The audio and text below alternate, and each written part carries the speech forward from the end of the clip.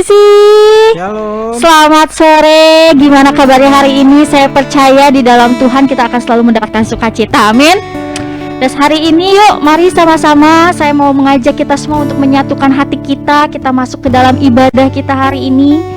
Kita akan berdoa. Bapa, di dalam nama Tuhan Yesus, kami bersyukur untuk setiap anugerah yang Kau berikan bagi kami.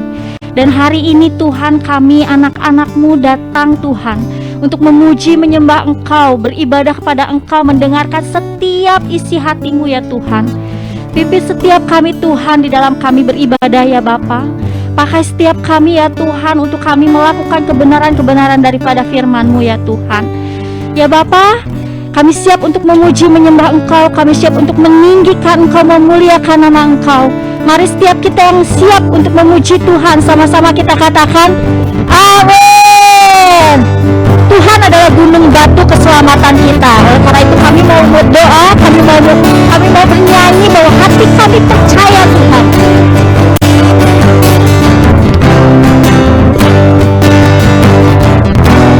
Boleh sama-sama katakan Tuhanlah kekuatan.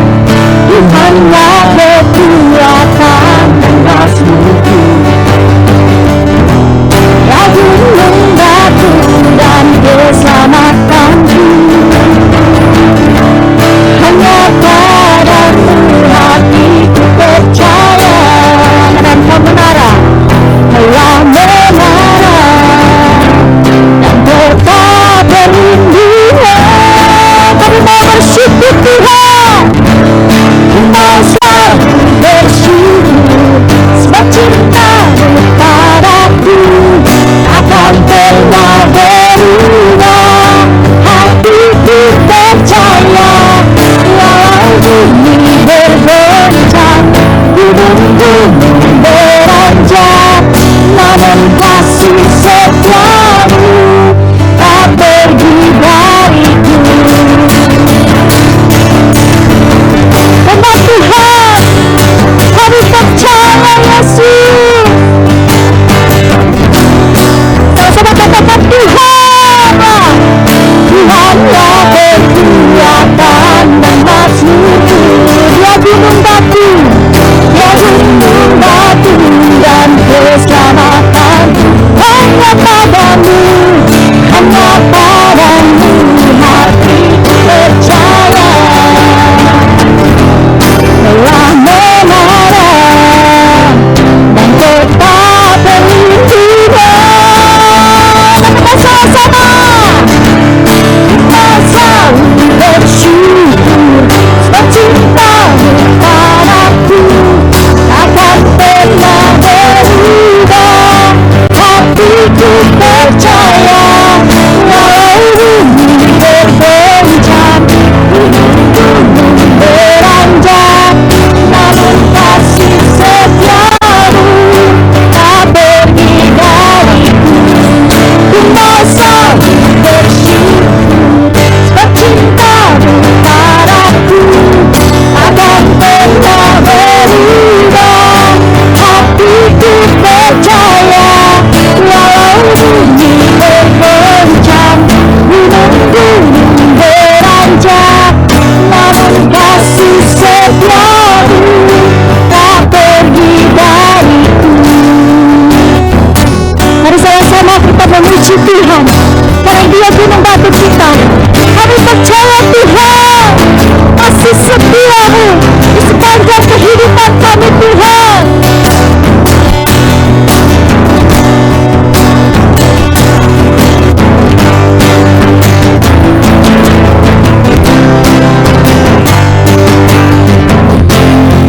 Boleh sama-sama kita katakan, kami mau bersyukur Tuhan.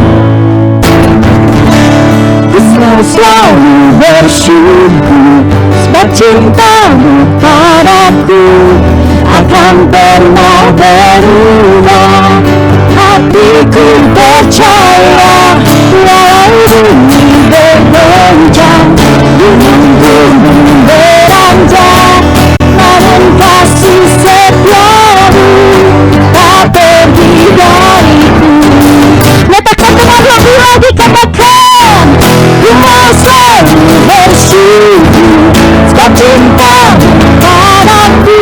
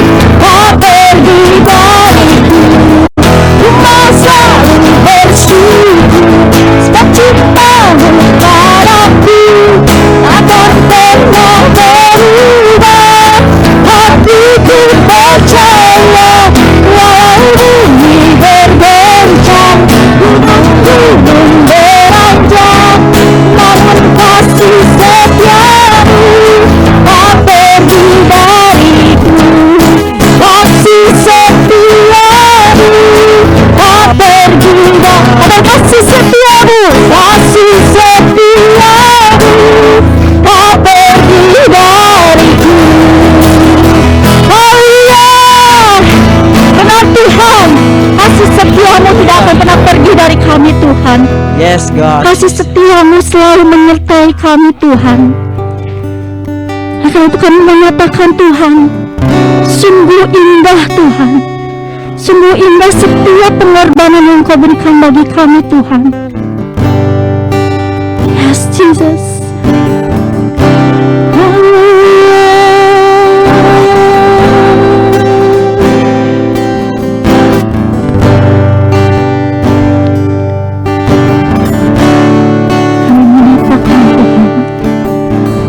Kemanakah aku dapat pergi, menjauhi roh yang suci,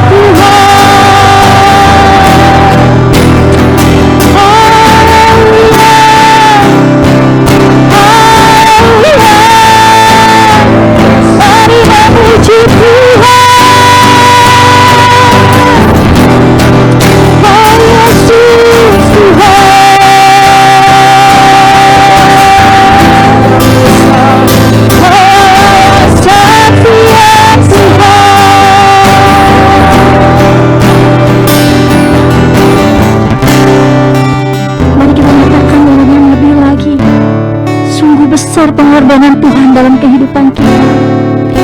Sungguh besar pengorbananmu bagiku, terlalu dalam untuk dimengerti.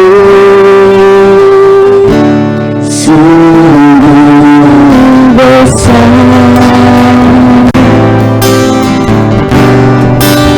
sungguh indah yang kau pikirkan tentangku,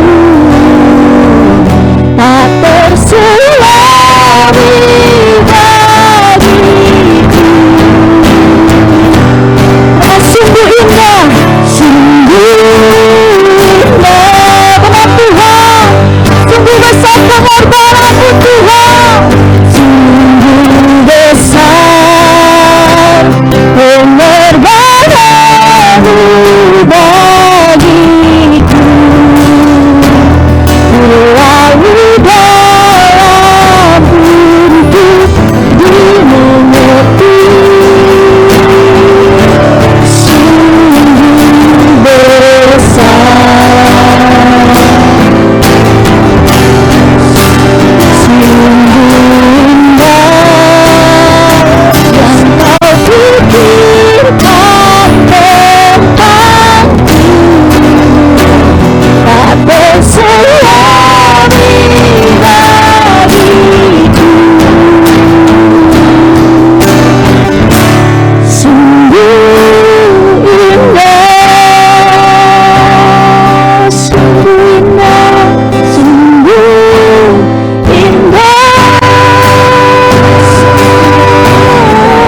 indah, sungguh indah.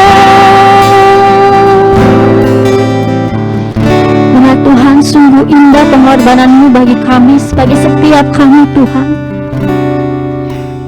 Engkau selalu memikirkan setiap kami indah Tuhan. Oleh karena itu saat ini ajar kami Tuhan, untuk kami lebih mengerti lagi setiap jalan rencana-Mu Tuhan. Karena kami percaya Tuhan, rencana-Mu dalam kehidupan kami tidak pernah gagal Tuhan. Yes Jesus, terima kasih Tuhan. Jangan ku mengerti saat jalan-Mu tak bisa kulihat, Kau tetap setia. Ingatkan ku lagi, hidupku ada di dalam tangan-Mu, rancangan-Mu Tuhan, indah dan mulia. Tuhan tak pernah gagal, sanggup buktikan janji setiamu untuk selamanya.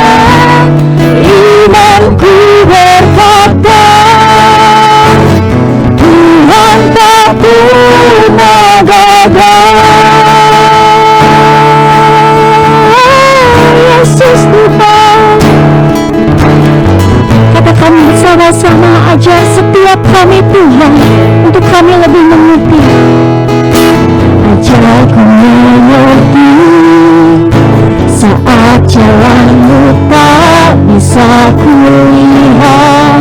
Kau Allah yang tetap setia. Ingatkanku lagi, hidupku ada di dalam tangan-Mu, rancangan-Mu Tuhan, indah dan mulia.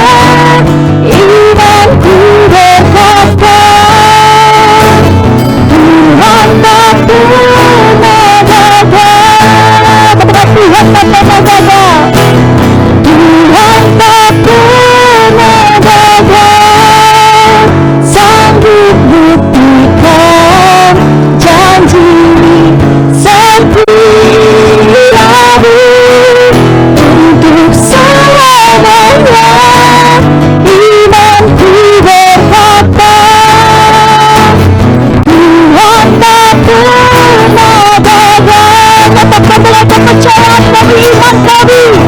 Tuhan tak pernah gagal, sanggup buktikan janji setiamu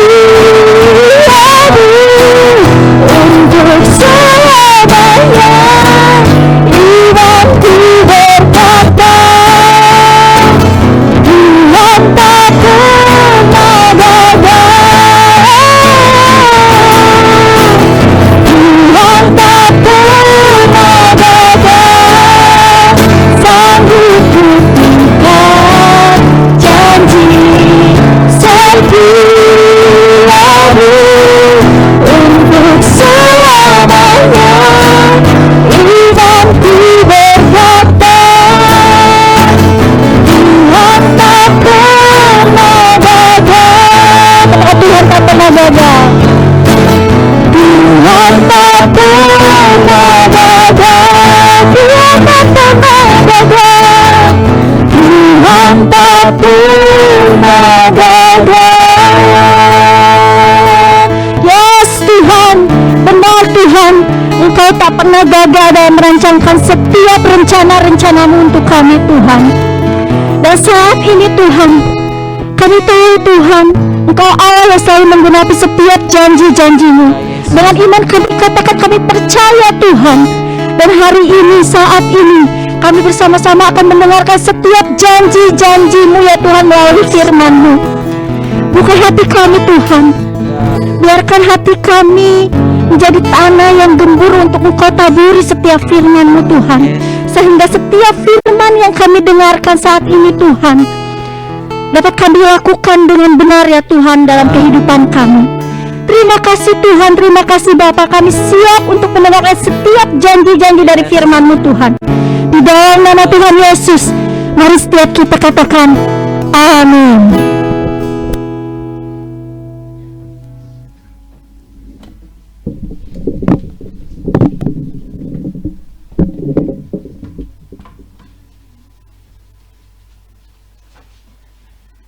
Shalom jemaat JCC yang terkasih dalam Tuhan. Kita bersyukur kepada Tuhan jikalau sampai hari ini Tuhan masih memelihara kita, memberikan kita kehidupan, ya, kesempatan untuk bisa tetap melayani Tuhan, dan terlebih penting kita bisa menjadi saksi-saksi Tuhan. Ya, selama beberapa waktu ini kan tema tentang bagaimana kita memiliki hati seperti Yesus Kristus, ya Tuhan kita.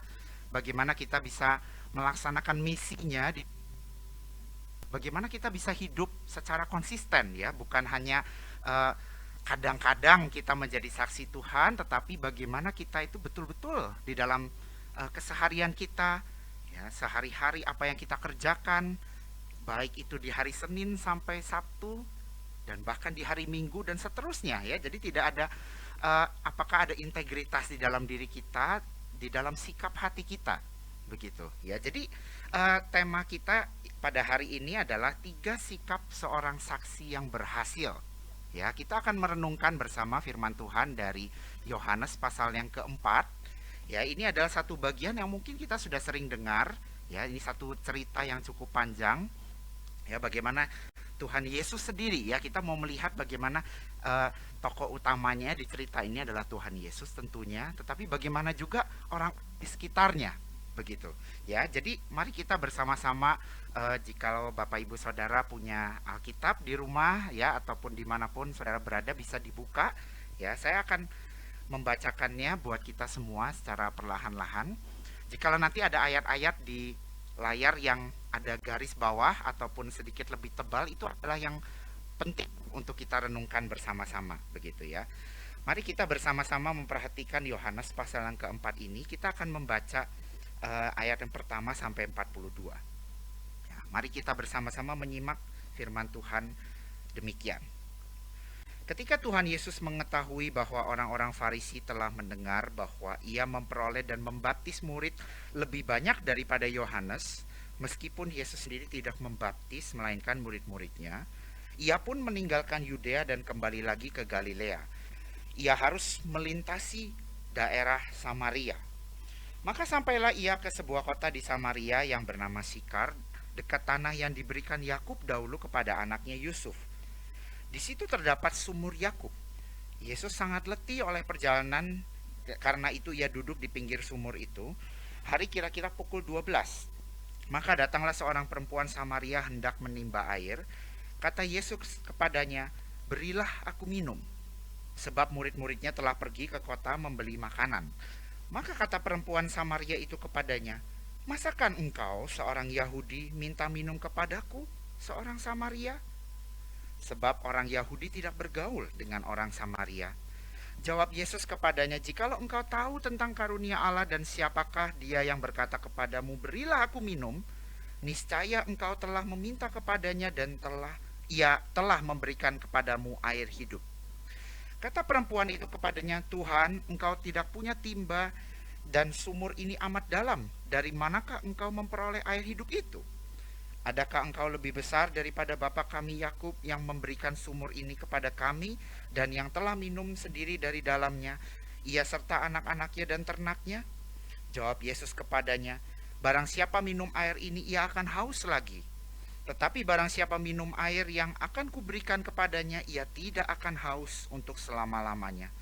Sebaliknya air yang akan kuberikan kepadanya akan menjadi mata air di dalam dirinya, yang terus-menerus memancar sampai kepada hidup yang kekal." Kata perempuan itu kepadanya, "Tuhan, berikanlah aku air itu, supaya aku tidak haus dan tidak usah datang lagi ke sini untuk menimba air." Kata Yesus kepadanya, "Pergilah, panggillah suamimu dan datang ke sini." Kata perempuan itu, "Aku tidak mempunyai suami." Kata Yesus kepadanya, "Tepat katamu bahwa engkau tidak mempunyai suami, sebab engkau sudah mempunyai 5 suami, dan yang sekarang ada padamu bukanlah suamimu. Dalam hal ini engkau berkata benar." Kata perempuan itu kepadanya, "Tuhan, nyata sekarang kepadaku bahwa engkau seorang nabi. Nenek moyang kami menyembah di atas gunung ini, tetapi kamu katakan bahwa Yerusalemlah tempat orang menyembah." Kata Yesus kepadanya, "Percayalah kepadaku, hai perempuan, saatnya akan tiba bahwa kamu akan menyembah Bapa bukan di gunung ini dan bukan juga di Yerusalem. Kamu menyembah apa yang tidak kamu kenal, kami menyembah apa yang kami kenal, sebab keselamatan datang dari bangsa Yahudi. Tetapi saatnya akan datang dan sudah tiba sekarang, bahwa penyembah-penyembah benar akan menyembah Bapa dalam roh dan kebenaran, sebab Bapa menghendaki penyembah-penyembah demikian. Allah itu roh, dan barang siapa menyembah dia harus menyembahnya dalam roh dan kebenaran." Jawab perempuan itu kepadanya, "Aku tahu bahwa Mesias akan datang yang disebut juga Kristus. Apabila ia datang, ia akan memberitakan segala sesuatu kepada kami." Kata Yesus kepadanya, "Akulah dia yang sedang berkata-kata dengan engkau." Pada waktu itu datanglah murid-muridnya, dan mereka heran bahwa ia sedang berkata-kata dengan seorang perempuan. Tetapi tidak seorang pun yang berkata, "Apa yang engkau kehendaki?" atau "Apa yang engkau percakapkan dengan dia?" Maka perempuan itu meninggalkan tempayannya di situ, lalu pergi ke kota dan berkata kepada orang-orang di situ, "Mari lihat, di sana ada seorang yang mengatakan kepadaku segala sesuatu yang telah kuperbuat. Mungkinkah dia Kristus itu?" Maka mereka pun pergi keluar lalu datang kepada Yesus. Sementara itu murid-muridnya mengajak dia, katanya, "Rabi, makanlah." Akan tetapi ia berkata kepada mereka, "Padaku ada makanan yang tidak kamu kenal." Maka murid-murid itu berkata kepada seorang kepada yang lain, "Adakah orang yang telah membawa sesuatu kepadanya untuk dimakan?" Kata Yesus kepada mereka, "Makananku ialah melakukan kehendak Dia yang mengutus aku dan menyelesaikan pekerjaannya. Bukankah kamu mengatakan 4 bulan lagi tibalah musim menuai? Tetapi aku berkata kepadamu, lihatlah sekelilingmu dan pandanglah ladang-ladang yang sudah menguning dan matang untuk dituai. Sekarang juga penuai telah menerima upahnya dan ia mengumpulkan buah untuk hidup yang kekal, sehingga penabur dan penuai sama-sama bersukacita. Sebab dalam hal ini benarlah peribahasa yang seorang menabur, yang lain menuai. Aku mengutus kamu untuk menuai apa yang tidak kamu usahakan. Orang-orang lain berusaha, dan kamu datang memetik hasil usaha mereka." Dan banyak orang Samaria dari kota itu telah menjadi percaya kepadanya karena perkataan perempuan itu yang bersaksi, "Ia mengatakan kepadaku segala sesuatu yang telah kuperbuat." Ketika orang-orang Samaria itu sampai kepada Yesus, mereka meminta kepadanya supaya ia tinggal pada mereka, dan ia pun tinggal di situ 2 hari lamanya. Dan lebih banyak lagi orang menjadi percaya karena perkataannya, dan mereka berkata kepada perempuan itu, "Kami percaya, tetapi bukan lagi karena apa yang kau katakan, sebab kami sendiri telah mendengar dia dan kami tahu bahwa dialah benar-benar juru selamat dunia." Satu cerita yang cukup panjang yang kita sudah mungkin beberapa kali dengarkan, ya, tetapi kadang-kadang di dalam perjumpaan kita dengan orang-orang di luar sana, ya, baik orang-orang Kristen ataupun non-Kristen, kadang-kadang kita berbeda jauh dengan apa yang Tuhan Yesus baru saja kita baca lakukan. Saudara-saudara, penginjilan, ya, berbicara tentang penginjilan itu kadang-kadang orang itu lupa, ya, itu lebih berkaitan dengan sikap kita sebenarnya. Ya, jadi kadang-kadang orang berpikir, oh, penginjilan itu artinya kita itu menghasilkan sesuatu, ya. Memang betul, tentu saja kita pengennya sih dalam penginjilan kita bermisi begitu, ya, melakukan tugas, misalnya pelayanan gereja atau apapun begitu, entah itu dalam mission trip, entah itu penginjilan satu orang ke satu orang, dari rumah ke rumah yang lain, ataupun apapun bentuknya, tentu saja kita mengharapkan hasil. Tetapi saudara, firman Tuhan yang kita baca setidaknya mengajarkan kepada kita 3 sikap yang bagi saya ini sangat-sangat mendasar sekali untuk kita bisa berhasil di dalam penginjilan atau kita melakukan bermisi begitu. Jikalau kita lihat di slide berikutnya, saya mensarikan ada 3 hal, ya, atau 3 sikap yang kita harus pelajari jikalau kita ingin berhasil menjadi saksi Kristus. Yang pertama adalah ketaatan untuk mengikut kehendak Tuhan yang berdaulat atas hidup kita. Lalu yang kedua itu adalah keterbukaan, yaitu untuk menjangkau mereka yang berbeda dari kita atau bahkan orang-orang yang terpinggirkan, yang tidak pernah tersentuh sekalipun. Dan yang terakhir adalah kerendahan hati untuk mengarahkan orang kepada Yesus Kristus dan bukan kepada diri kita. Nah, mari kita melihatnya satu persatu apa yang tadi kita sudah baca begitu, ya. Next. Yang pertama kita melihat bagian yang saya pikir mungkin sebagian kita sebenarnya sudah mengerti, ya. Ini sangat mendasar sekali, saudara, ketaatan untuk mengikuti kehendak Tuhan. Kenapa? Karena kita menyadari bahwa bukan saja Tuhan itu yang menguasai kehidupan kita, tetapi Tuhan itu yang mempunyai misi itu, bukan? Dialah kepala gereja ini dan seharusnya kita bertanya kepada Tuhan, apa yang Tuhan kehendaki dalam hidup saya guna menjangkau orang-orang di luar sana, ya. Kita tahu amanat agung dari Tuhan Yesus Kristus, ya. Baptislah mereka di dalam nama Allah Bapa, Allah Putra dan Allah Roh Kudus. Tetapi kadang-kadang kita terlalu melihat ke dalam diri kita, oh, apa yang bisa saya lakukan, oh, apa yang saya punya untuk kita bisa layani orang yang di luar sana. Tetapi setidaknya bagian ini mengingatkan kita, saudara, tadi kita membaca ayat keempat, ya, di dalam terjemahan Indonesia di sana dikatakan Tuhan Yesus itu harus melewati Samaria, daerah Samaria, ya. Tentu saja ini mungkin kadang-kadang kita terlewat, ya, karena kalau kita nggak membaca bahasa asli itu, ya, kata harus di situ sebenarnya lebih kuat dari itu, ya. Jadi kalau diterjemahkan ke bahasa Inggris itu harusnya it is necessary. Kalau diterjemahkan lebih kuat di dalam bahasa Indonesia itu harusnya Yesus itu niscaya harus, ya. Jadi sudah pasti harus melewati itu, ya. Nah, saudara, kenapa ayat ini penting? Kalau kita melihat next ke bagian misalnya Lukas ke-24 ayat ke-26, di sana ada kata yang sama di dalam bahasa Yunani itu dipakai, ya. Jadi sama, itu terjemahannya harus itu necessary. Ini merupakan sebuah keharusan. Dan kalau kita melihat konteks ayat ini, jadi ayat ini jarang dipakai, ya. Tetapi ketika dipakai ini menunjukkan bahwa ada ketetapan Allah, ya. Kalau di dalam konteks Lukas ini, Yesus itu harus mati, menderita di kayu salib. Nah, di ayat yang tadi kita melihat Yesus itu harus melewati daerah Samaria atau sudah menjadi keharusan bagi Tuhan Yesus untuk melewati daerah itu. Jadi di sini kita melihat ya secara teologis ayat itu mengatakan bahwa ada tangan Tuhan yang mengarahkan Yesus di sana. Dan kita tahu sendiri pelayanan Tuhan Yesus selalu dia berulang-ulang dia mengatakan yang berikutnya. Coba kita lihat next ya.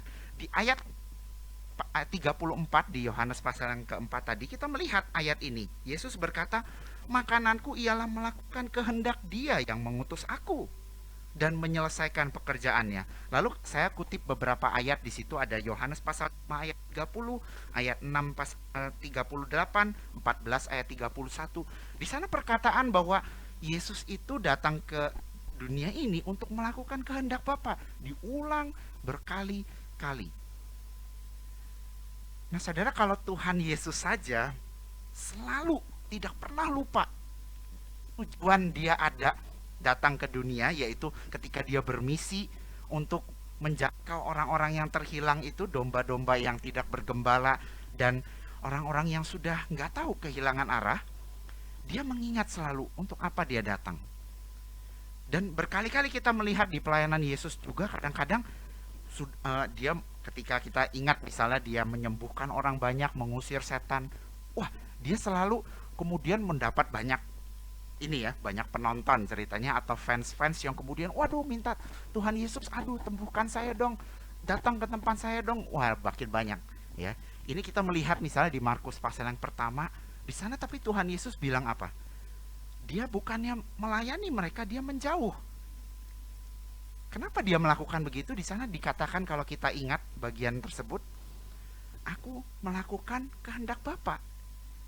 Jadi dia selalu bertanya, dia selalu ingat ada tangan Tuhan yang mengarahkan hidupnya, yang dibalik, jadi setiap tindakannya itu ada selalu disertai dengan ini saya percaya bahwa saya itu sedang bukan saya yang ingin melakukan ini. Nah, saudara, kalau kita sehari-hari kita ya, kita tahu ya, sebagian kita mungkin hampir semua dari kita tahu sebenarnya kita itu saksi Kristus. Tetapi pernahkah kita ketika kita bangun pagi memulai hari kita, anggaplah kita masuk kerja begitu, ketemu beberapa orang, atau mungkin kita gak harus masuk kerja, barangkali kita ngapain lah, misalnya kita pergi kemana, ke sini, ke sana. Pernahkah kita terpikir, mungkin gak sih tempat yang dimana kita pergi, kita kunjungi, atau mungkin keluarga yang belum pernah mengenal Tuhan, kita ke rumah, entah itu orang tua, entah itu mertua kita, barangkali saudara kita yang lain, pernahkah kita memulai hari kita itu kita bertanya kepada Tuhan, Tuhan ingin pakai saya seperti apa hari ini? Tuhan, apa yang kehendak-Mu yang hari ini Tuhan ingin jadikan melalui saya, misalnya. Wah, saudara, ini penting sekali ya. Kita menyadari bahwa kita sendiri ditebus ya. Kita tadinya dikatakan adalah orang-orang yang tidak mencari Tuhan, yang sudah entah bagaimana kehilangan arah begitu, tapi Tuhan yang datang berinisiatif. Nah, saudara, mari kita pikirkan di dalam kehidupan kita sehari demi kesehari, sudahkah kita memiliki hati seperti Yesus ini? Kita tahu ya, adalah kita ingin taat pada kehendak Tuhan. Saudara, saya sendiri menyadari ya, kadang-kadang nggak setiap hari kita itu siap begitu ya, ketemu orang, bersaksi kepada Tuhan, kepada orang-orang di sekitar kita, apa yang kita mungkin alami bersama dengan Tuhan. Tetapi coba kita sekali lagi tadi saya ingin tekankan, penginjilan itu lebih kepada sikap kita sebenarnya.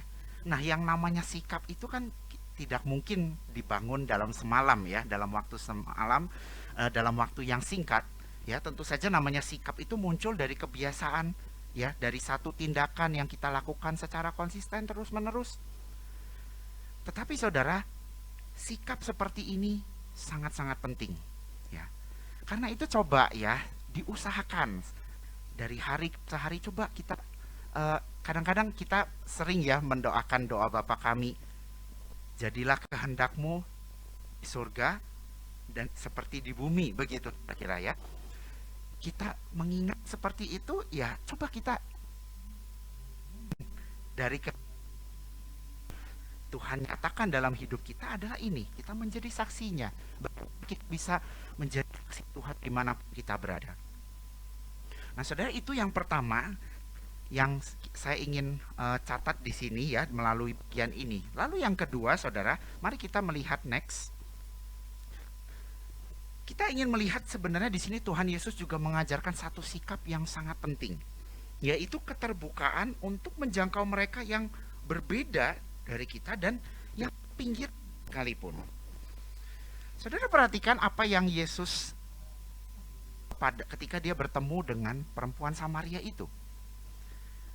Jangan cepat-cepat Yesusnya, kita lihat ini perempuan Samaria itu sendiri berkata ketika Tuhan Yesus datang, lalu perempuan itu berkata apa? Allah, masa sih kamu itu loh orang Yahudi, kamu ngapain dekat-dekat aku? Sepertinya begitu ya. Dan di situ diberikan tangan orang Yahudi itu bergaul dengan orang Samaria. Jadi ini bayangkan saudara, perempuan itu sendiri tahu, dia tahu ini aku ini nggak selayaknya begitu dekat-dekat sama orang Yahudi, yaitu Tuhan Yesus. Lalu berikutnya saudara, di ayat 27 di sana murid-muridnya juga mengatakan, ya ketika murid-murid tadi kan di sana kita membaca murid-muridnya pergi beli makan. Nah ketika balik melihat Tuhan Yesus lagi ngobrol sama orang Samaria itu, mereka juga bingung. Loh, ini ngapain dekat-dekat sama orang Samaria begitu? Tidak seharusnya. Jadi saudara lihat di sini ada keheranan dari orang Samaria itu sendiri, murid-murid Tuhan Yesus. Tetapi apakah itu membuat Tuhan Yesus berhenti bersaksi kepada perempuan itu? Tidak. Justru itulah saya pikir ya, sikap keterbukaan itu atau kerelaan untuk kita menjangkau orang-orang yang memang mungkin tidak pernah dipikirkan oleh orang lain untuk dikunjungi misalnya. Saudara, pernah nggak kita di dalam kondisi seperti itu?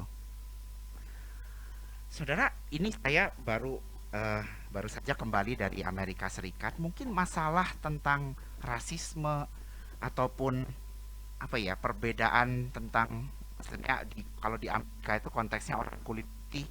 Waduh, ini ada satu sejarah yang begitu kelam di dalam sejarah Amerika Serikat ya, di mana orang kulit putih dipandang begitu rasis terhadap ras-ras yang lain, orang kulit putih, orang-orang Amerika Latin misalnya ya, Hispanik ataupun biasanya orang Spanyol begitu yang berbahasa Spanyol, ataupun mungkin yang Asia begitu ya, yang lalu misalnya ketika pandemi ada begitu banyak orang-orang Asia yang mereka kan tidak tahu ya, dipikirnya mereka kan banyak yang berpikir wah ini pandemi ini disebabkan oleh China, orang-orang China, lalu semua orang Asia mau Korea mau Jepang, barangkali yang Indonesia seperti saya ya, itu juga dipandang seperti Asian begitu, orang Asia ya.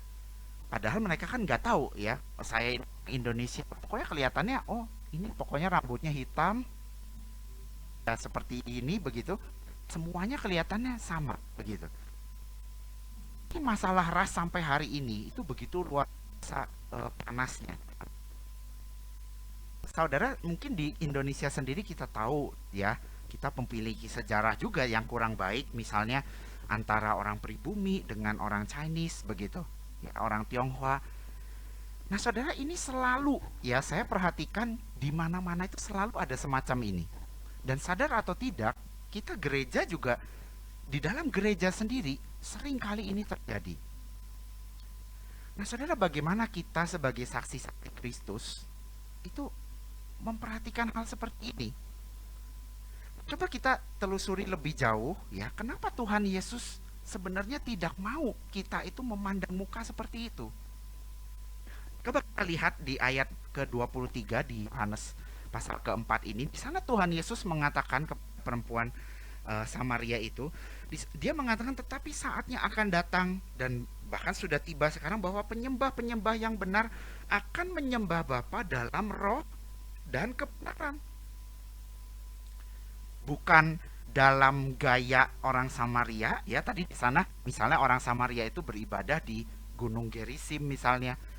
Jadi Tuhan Yesus bukan mengatakan oke, kamu nanti menyembah dengan caramu sendiri, ya pastinya tentu saja ada keunikan masing-masing, tetapi di sini Tuhan Yesus bukan menekankan hal-hal yang berbeda itu, tetapi dia menekankan kalian itu loh menyembah itu di dalam roh dan kebenaran.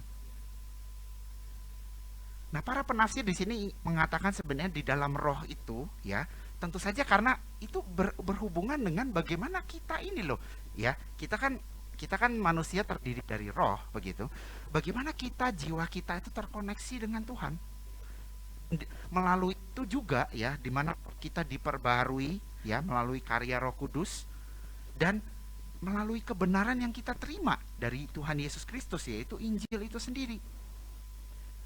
Jadi saudara, kita melihat sebenarnya di dalam Injil itu ada, tentu saja ada perbedaan. Tuhan tidak mengatakan oke, warna kulitmu tidak penting, keunikan budaya misalnya dari orang Chinese saja sukunya macam-macam begitu ya.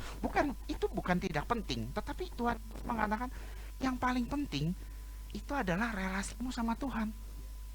Dan apakah kita sudah mengenal Allah yang benar itu? Dan kalau kita melihat misalnya di ayat-ayat yang lain, misalnya di 1 Korintus pasal yang ke-12 ayat ke-13, di sana dikatakan sebab dalam satu roh kita semua, baik orang Yahudi maupun orang Yunani, ya. Jadi asal kita begitu, lalu baik budak maupun orang merdeka, ya, status kita itu semuanya telah dibaptis menjadi satu tubuh dan kita semua diberi minum dari satu roh. Saudara perhatikan, ada satu nama, satu kesatuan di situ. Rohnya sama loh. Yang melahirbarukan kita, yang membuat kita percaya kepada Tuhan itu sama. Tidak peduli kita mau orang Yahudi, mau orang Indonesia, mau orang Amerika, dimanapun. Dan di sana juga dikatakan nggak peduli kamu budak, kamu orang merdeka, ya, master or slave, ya, tuan ataupun yang di bawahnya begitu, tidak peduli. Semua kita satu di dalam Tuhan. Dan ayat yang lain lagi ini saya hanya kutip beberapa begitu. Satu lagi Kolose pasal 3 ayat 11, dalam hal ini tiada lagi orang Yunani atau orang Yahudi, orang bersunat atau orang tidak bersunat, orang barbar atau orang skit, budak atau orang merdeka, tetapi Kristus adalah semua dan di dalam segala sesuatu. Saudara perhatikan, dalam kekristenan, ya, kita sebagai saksi-saksi Kristus, kita melihat di dalam Alkitab juga Tuhan Yesus tidak pernah membeda-bedakan, oh, orang itu tidak perlu dapat Injil. Tidak.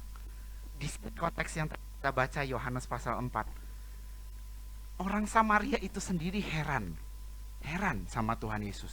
Kok ada ya yang mau deket sama saya, padahal tidak seharusnya. Bahkan murid-muridnya pun mempertanyakan. Tetapi kita harus dari sini belajar dari Tuhan. Belajar bahwa keterbukaan itu, itulah yang menjadi prinsip dari Injil itu sendiri. Sifat atau sikap yang inklusif.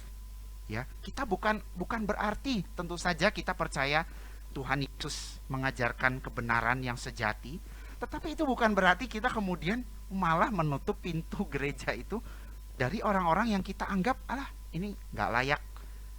Oh, itu beda dari kita. Oh, itu sih kayaknya orangnya aneh ya. Udah nggak begitu, saudara.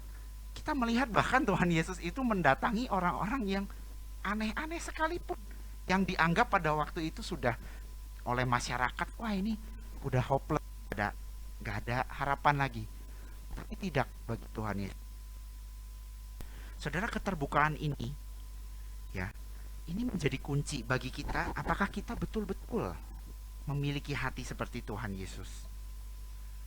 Jika kita belum memiliki ini, mari kita ingat-ingat dan selalu mari kita pikirkan baik-baik. Sudahkah kita itu punya hati dan kita tuh punya mata ya, seperti Yesus. Kita melihat di mata kita itu semua orang sebenarnya, ya tentu saja ada perbedaan, tetapi semuanya kita itu sebenarnya sama. Kita sama-sama manusia pertama kan. Ya. Hal-hal yang kita memang tentu saja pasti beda, tapi banyak kesamaan yang kita punya. Ya, baik orang Indonesia, mau orang Amerika, mau orang China, orang Australia, orang Afrika, itu semua berharga di mata Tuhan. Amin. Mari kita memiliki sikap hati, keterbukaan, jangkau mereka yang berbeda, dan bahkan orang-orang yang terpinggirkan sekalipun. Dan saudara, yang terakhir, sikap yang harus kita miliki adalah seperti yang kita pelajari ya, ketika Tuhan Yesus orang Samaria itu tadi ya sudah percaya. Apa yang orang Samaria itu lakukan ya, perempuan itu dia datang ke kotanya ya, kembali ke tempat di mana dia berkomunitas, di mana dia hidup. Lalu di sana dicatat orang-orang menjadi banyak yang percaya karena kesaksiannya itu tadi ya. Jadi orang Samaria itu kan tadi kita baca bahwa Yesus ini tahu apa yang terjadi dengan hidupnya ya. Dia kemudian perempuan itu tahu, oh Tuhan Yesus ini pasti nabi. Lalu dia kembali ke rumahnya, dia cerita, oh Tuhan Yesus itu gini. Dan kemudian banyak orang yang menjadi percaya. Tetapi perhatikan ayat berikutnya, di ayat yang terakhir, Yohanes 4 ayat 42. Di sana ini ayat itu penting ya. Dan di sana mereka berkata kepada perempuan itu, jadi orang-orang lain yang sudah mendengar itu, kami percaya, tetapi bukan lagi karena apa yang kau katakan, sebab kami sendiri telah mendengar dia dan kami tahu bahwa dia benar-benar juru selamat dunia. Saudara, sikap yang ketiga ini adalah kita harus memiliki kerendahan hati. Ketika kita bersaksi, kita itu bukan mengarahkan orang kepada diri kita, tetapi kepada Tuhan Yesus. Sama seperti orang Samaria ini, ketika dia sudah cerita, lalu orang itu bukan mengarah, waduh, kesaksian hidupmu ini luar biasa ya, waduh hebat ya, wah kamu jadi. Saudara, orang-orang itu justru ketika wanita itu cerita, mereka itu bukan melihat wanita itu lagi, tetapi mereka langsung, Tuhan Yesus ayo dong, ini dong, tinggal sama-sama dengan kami, begitu ya. Dan di sana dikatakan bukan lagi karena kamu, tetapi karena sudah berjumpa langsung dengan Tuhan Yesus. Saudara, kita sebagai saksi-saksi Tuhan itu seharusnya seperti ini. Kita tidak ingin orang itu melihat ke kita, tetapi melalui, andai kata jika Tuhan izinkan melalui hidup kita itu ya, melalui hidup kita yang terbatas, yang sekalipun penuh dengan kelemahan ini, orang itu masih bisa melihat Tuhan Yesus hidup di dalam diri kita, bukan? Rasul Paulus juga sering mengatakan, yang hidup itu bukan aku lagi, tetapi Kristus. Dan yang dia lakukan itu menghidupi ya apa yang Kristus lakukan.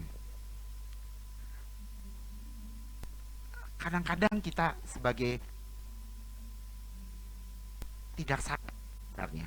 Tentu saja kita mungkin pada mulanya, wah kita pengennya mengarahkan orang kepada Tuhan. Tapi saudara, kita harus tahu realitanya. Kadang-kadang kita melihat, waduh, saya bisa ya berkontribusi ke gereja, ataupun misalnya seperti saya, misalnya hamba Tuhan. Wah, ternyata saya orang percaya Tuhan. Waduh, lalu misalnya jemaat semakin besar, semakin banyak orang yang datang ke gereja. Lalu kemudian mulai lupa. Wah, ternyata saya ya, kadang-kadang orang bisa berpikir seperti itu. Dia lupa bahwa yang membuat orang datang itu bukan kamu, sehebat-hebatnya kamu loh, bukan. Dan tadi kisah yang kita baca ya, dan tempat yang lain tentu saja kita sering melihat ya, yang sebenarnya kita bisa percaya, kita bisa datang kepada Tuhan itu bukan karena kuasa kita, bukan ya. Poin nomor 1 tadi mengingatkan kita, kehendak Tuhan lah yang memampukan seseorang bisa percaya. Dan kalau kita melihat contoh di pasal sebelumnya, Yohanes Pembaptis ya, tadi di awal dari kisah ini disebutkan juga ya, Tuhan Yesus itu ketika dia sudah hadir Yohanes Pembaptis itu kan kerjaannya ya itu ya, dia mempersiapkan jalan membaptis orang. Di pasal ketiga ini murid-muridnya Yohanes Pembaptis itu mempertanyakan, eh eh, bos gitu ya, Yohanes Pembaptis itu Tuhan Yesus tuh loh, sekarang baptisnya lebih banyak dari kamu loh. Ini gimana ini? Saudara lihat jawaban Yohanes Pembaptis. Jawaban Yohanes Pembaptis bukan dia kemudian, wah iya ya, kenapa ya Tuhan orang jadi dengerin Tuhan Yesus? Enggak, dia ingat siapa dirinya. Dia ingat posisinya. Apa yang dia katakan? Tidak ada seorang pun yang dapat mengambil sesuatu bagi dirinya kalau tidak dikaruniakan kepadanya dari sorga. Dan saudara, perkataan di ayat ke-30 di pasal 3 ini penting sekali. Ya. Ia, Kristus, harus makin besar dan aku makin kecil. Wah, saudara-saudara, ini sulit sekali. Ini sulit sekali. Kadang-kadang kita manusia suka lupa ya.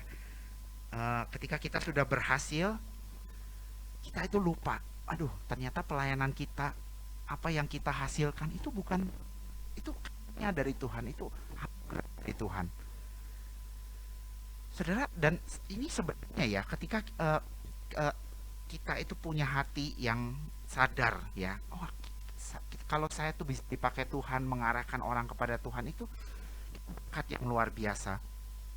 Saudara, berapa banyak mungkin kita sudah mendengar ya, banyak hamba-hamba Tuhan yang kemudian mengecewakan, menjadi batu sandungan bagi banyak orang. Saudara, di tahun kemarin entah mengapa ya, ada begitu banyak berita, mungkin karena saya juga jadi lebih banyak di rumah begitu, terus mungkin lebih banyak browsing, entah bagaimana. Tetapi tahun lalu kita melihat ya, khususnya konteks Amerika, itu begitu banyak hamba Tuhan yang entah mereka pergi dari pelayanan karena kelelahan melayani di masa-masa yang sulit ini ya, di mana semuanya dilakukan dari rumah. Itu mungkin yang muda-muda lebih gampang begitu ya, tetapi bagaimana dengan yang tua-tua yang tidak akrab dengan teknologi misalnya. Tetapi tidak sedikit di antara mereka juga yang entah bagaimana mulai ketahuan ada yang terkena skandal ini itu ya.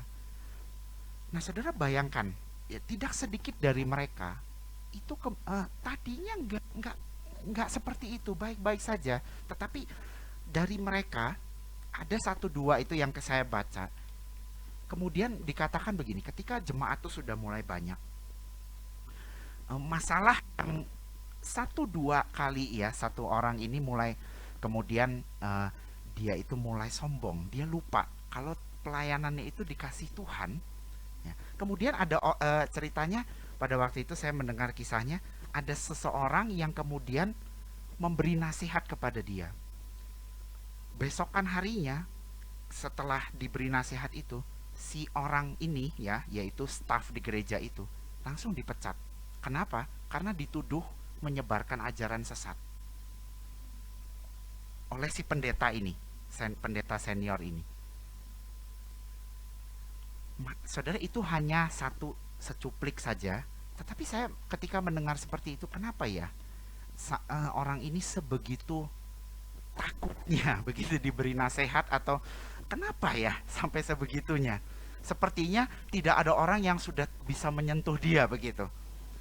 Sepertinya dia yang paling benar, dia paling tahu, dia tidak boleh ada orang yang memberi nasihat kepada dia. Saudara, saya kira orang-orang seperti ini itu lupa posisinya. Dia lupa bahwa tugasnya itu ya untuk mengarahkan orang kepada Tuhan. Ketika orang sudah mulai lupa diri, sudah mulai merasa bahwa oh yang dia lakukan itu ya karena kemampuan dia, ya tidak seperti Yohanes Pembaptis ini. Saudara, pelayanannya saya kira sebagaimanapun itu memberkati orang, itu tidak akan berkenan di hadapan Tuhan, dan satu kali ya itu akan hancur. Dan saudara bayangkan efeknya, bagaimana itu bisa menjadi batu sandungan yang justru malah orang melihat, wadah begini ya gereja ya, wah begini ya hamba-hamba Tuhan, oh begini ya orang-orang Kristen ya.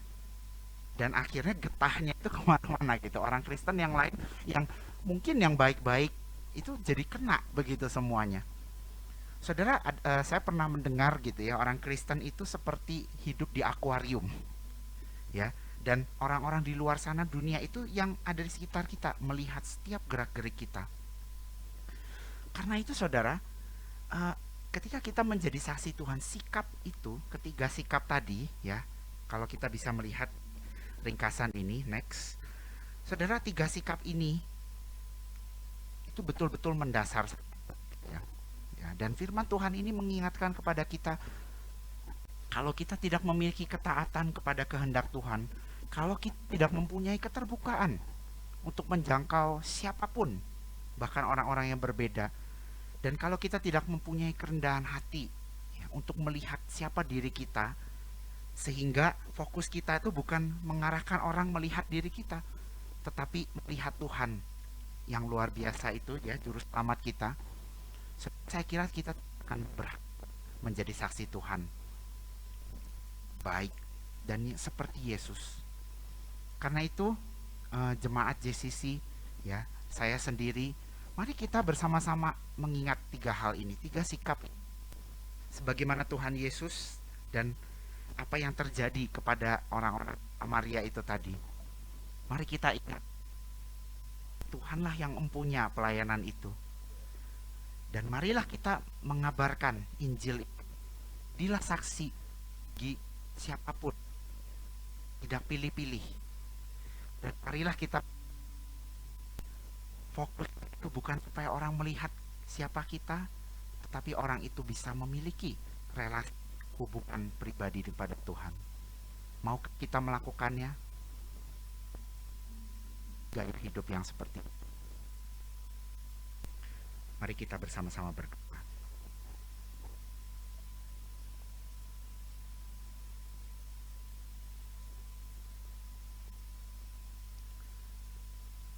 Firman-Mu sudah diberitakan ya Tuhan. Kami sebagai saksi-saksi-Mu seringkali gagal ya Tuhan.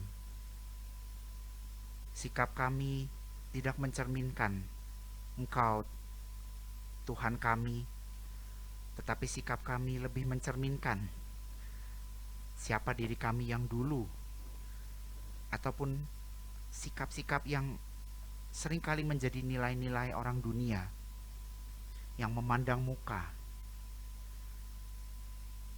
yang tertutup, yang tidak menyadari siapa dirinya. Tuhan, jikalau hari ini Engkau mengingatkan kami, siapa Engkau yang sudah menyelamatkan kami, dan siapa diri kami yang hanya alat-alat untuk orang lain bisa melihat Engkau. Tuhan, tolong kami ya Tuhan. Ketiga sikap ini bukanlah hal-hal yang begitu mudah untuk kami miliki, bahkan begitu sulit. Sebagaimana sepanjang sejarah kehidupan, baik hidup kami ataupun orang lain, kami melihat begitu banyak kegagalan demi kegagalan yang terjadi di dalam kehidupan kami. Karena itu tolong kami ya Tuhan, biarlah Engkau yang semakin besar dan kami semakin kecil. Dan biarlah Engkau yang mau memakai kami. Biarlah kami bisa menghidupi apa yang menjadi kehendak-Mu bagi setiap kami, tidak terkecuali orang-orang di gereja ini dan dimanapun kami berada, supaya kami bisa melakukan apa yang menjadi kehendak-Mu. Tolong kami ya Tuhan, tolong jemaat-Mu di JCC ini, dan tolong hamba-Mu juga.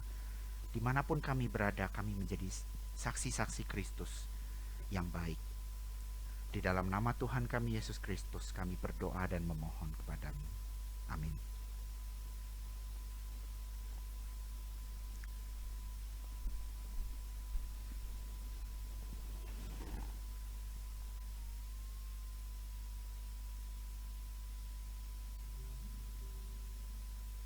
Di dalam Tuhan kita sudah bersekutu melalui pujian, bersekutu melalui firman-Nya. Dan saatnya kita bersekutu di dalam persekutuan dengan tubuh dan darah Kristus. Mari kita ajak supaya ibu bapak saudara terkasih baik yang ada tempat ini maupun di rumahnya masing-masing mempersiapkan perjamuannya. Kita akan sama-sama masuk di dalam doa.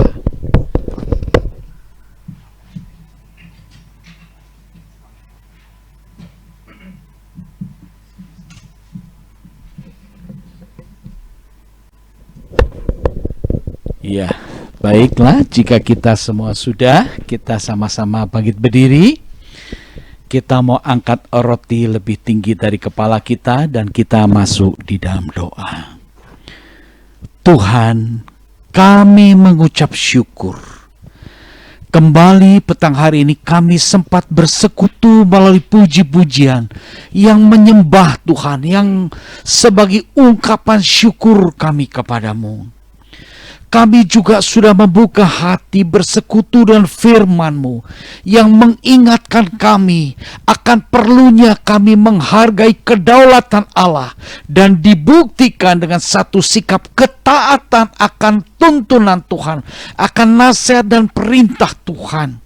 Engkau juga memberikan kepada kami keterbukaan agar kami terlepas dari kotak-kotak, dari belenggu-belenggu pola pikir kami yang begitu sempit. Dengan sikap yang terbuka, menunjukkan bahwa kami siap rela menerima orang-orang di sekitar kami. Dan juga kami buktikan dengan sikap kerendahan hati. Firman-Mu mengajarkan demikian, memang ini hal yang tidak mudah. Tetapi melalui persekutuan tubuh dan darah Kristus yang sama-sama kami akan bersekutu, kami percaya Tuhan pun akan memberikan kepada kami kekuatan oleh Roh Kudus sehingga kami mampu menjadi pelaku-pelaku firman-Mu dengan sikap ketaatan, dengan keterbukaan dan sikap rendah hati. Firman-Mu berkata, sebab apa yang telah kuteruskan kepadamu telah aku terima dari Tuhan, yaitu bahwa Tuhan Yesus pada malam waktu ia diserahkan mengambil roti. Dan sesudah itu, ia mengucap syukur atasnya, ia memecah-mecahkannya dan berkata, inilah tubuhku yang diserahkan bagi kamu. Perbuatlah ini menjadi peringatan akan aku. Ibu bapak saudara terkasih, bukankah roti yang kita pecah-pecahkan adalah persekutuan di dalam tubuh Kristus? Sebab itu mari kita sama-sama makan tubuh Kristus.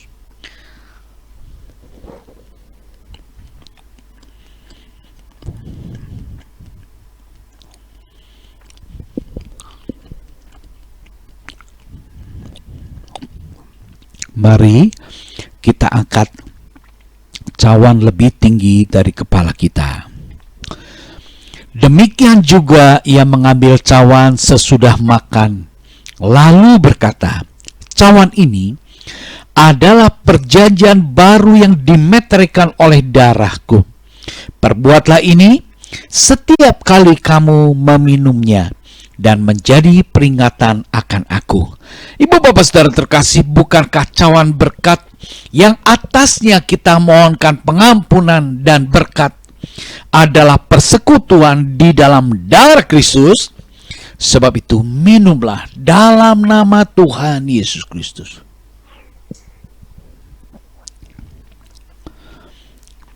Sungguh kami bersyukur ya Bapa. Engkau Tuhan Allah yang sempurna. Engkau sudah berkorban menebus kehidupan kami, memerdekakan kehidupan kami dari belenggu dosa, sehingga kami menjadi umat tebusan Tuhan. Biar melalui persekutuan tubuh dan darah Kristus, kami dapat memancarkan ciri pola gaya hidup kami kepada dunia, bahwa Yesus Kristus benar-benar berkuasa berdaulat atas kehidupan kami. Dibuktikan dengan sikap ketaatan kami akan kebenar firman-Mu, keterbukaan kami untuk siap kami berelasi, berkomunikasi, berinteraksi dengan siapapun. Sebab di hadapan Tuhan semua sama, tanpa ada pembatasan warna kulit, ras, budaya, bahasa yang berbeda. Tetapi kami dimeteraikan oleh satu roh yang sama. Dan juga Tuhan dengan sikap rendah hati sesuai dengan peneladanan yang Kristus berikan. Ajar kami hidup menjalani apa yang Tuhan ajarkan dan teladankan bagi kami semua. Terima kasih Tuhan untuk persekutuan ibadah petang hari ini yang sangat memberkati kami semua. Hamba juga berdoa, mungkin ada di antara sidang jemaat yang saat ini dalam pergumulan karena masalah ekonomi, masalah kesehatan, masalah rumah tangga, masalah pekerjaan, pergaulan, dan juga masalah pelayanan. Ke dalam tangan-Mu Bapa, kami serahkan setiap pribadi jemaat Tuhan yang bersekutu pada petang hari ini. Jadilah kehendak Tuhan atas mereka masing-masing, sehingga mereka semua mengalami bagaimana Tuhan memberikan pertolongan yang terbaik sesuai dengan kedaulatan dan rencana Tuhan di dalamnya. Sebab kami percaya kehendak Tuhan itu baik, sempurna, mendatangkan kebaikan bagi kami dan membawa kemuliaan bagi nama Bapa di surga. Kami juga bersehati berdoa Tuhan untuk negara dan bangsa. Tuhan tolong bangsa kami, bangsa Indonesia, bangsa yang besar ini, bangsa yang diperhatikan oleh Tuhan. Karuniai bangsa Indonesia dengan hati yang menghormati Tuhan, dengan hati yang berpaling kepada Tuhan, dengan hati yang sadar dan melihat kemuliaan Tuhan. Sebab dengan cara sikap rendah hati dan menerima dan menjadikan Tuhan sebagai juru selamat, maka dengan cara ini pula lah bangsa ini akan keluar dari berbagai kemelut kesulitan untuk menikmati berkat-berkat Allah, bahkan anugerah keselamatan di dalam Yesus Kristus. Kami sebagai jemaat GCC juga mengucap syukur atas kasih karunia Tuhan yang dinyatakan kepada Bapak Gembala dan Ibu Gembala, di mana Tuhan karuniakan seorang putra telah lahir dan hadir di tengah keluarga Bapak dan Ibu Gembala. Kami percaya itu anugerah Tuhan, dan penyertaan Tuhan akan tetap nyata memberkati Bapak Ibu Gembala bersama anaknya. Terpujilah nama Tuhan selama-lamanya. Sungguh besar anugerah-Mu, sungguh sempurna kasih setia-Mu. Kami mengucap syukur untuk pelayan-pelayan Tuhan, baik yang menjalankan, mengoperasikan secara virtual, baik mereka yang membawakan puji-pujian, baik hamba-Mu yang menyampaikan firman. Semua adalah abdi-abdi Allah yang akan terus dipakai oleh Allah dan semakin diperlengkapi dengan kuasa yang kudus. Sebelum ibadah ini ditutup, kami seluruh sidang jemaat rindu untuk menerima kasih karunia berkat Bapa di surga. Sebab itu, mari Ibu Bapak Saudara terkasih, kita tarakan tangan. Kita terima berkat daripada Allah Bapa. Ibu Bapak dan Saudara terkasih, terimalah segala berkat daripada Allah Bapa. Sebab Dialah sumber segala sesuatu. Dialah pencipta, penguasa, penentu, pengendali segala sesuatu. Terimalah cinta kasih daripada Tuhan Yesus Kristus yang sudah berkorban menebus dosa-dosamu, membebaskan engkau dari belenggu maut, dan memperdamaikan engkau dengan kasih Allah Bapa di surga. Sebab itu, hiduplah dalam persekutuan dengan Roh Kudus yang akan senantiasa menyertai, mengurapi, memberkati, menghiburkan, menyembuhkan, memelihara, menjaga Ibu Bapak Saudara sekalian mulai saat ini sampai Tuhan Yesus Kristus datang yang kedua kali. Sebab itu terimalah dan bawalah serta segala berkat, rahmat, kasih karunia Bapa di surga. Dalam nama Tuhan Yesus Kristus, hamba panjatkan, peralaskan segala doa ini. Haleluya. Amin. Puji Tuhan, Tuhan berkati. Tak berubah selamanya cinta kasihku padamu. Ku mau hidup selamanya untuk senangkan hati. Tak berubah selamanya cinta kasihku padamu. Ku mau hidup selamanya untuk senangkan hatimu, Tuhan. Shalom Ibu Bapak sidang jemaat GCC. Tuhan memberkati kita semua. Ada hal-hal yang harus saya umumkan, yaitu nanti pada hari Rabu pukul 17 ada worship night melalui aplikasi Zoom, ya. Lalu bagian yang kedua ada Bible study atau komsel setiap hari Jumat jam 18 melalui aplikasi Zoom. Persembahan dan perpuluhan dapat ditransfer ke rekening BCA 15703300043 atas nama rekening Yusak Setiawan. Pelayanan doa dan konseling dapat menghubungi Bapak Gembala di nomor telepon 0851 5952 3664. Recording ibadah dapat disaksikan dalam channel YouTube Jerusalem Community Church. Dan hal yang keenam, pengumuman yang keenam, yaitu telah lahir Gevariel Liam Setiawan, putra pertama dari Bapak dan Ibu Gembala, ya. Pada hari Kamis 30 September 2021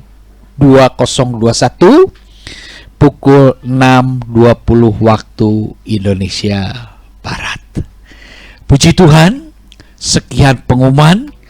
Tuhan memberkati jemaat Jerusalem Community Church. Shalom, puji Tuhan.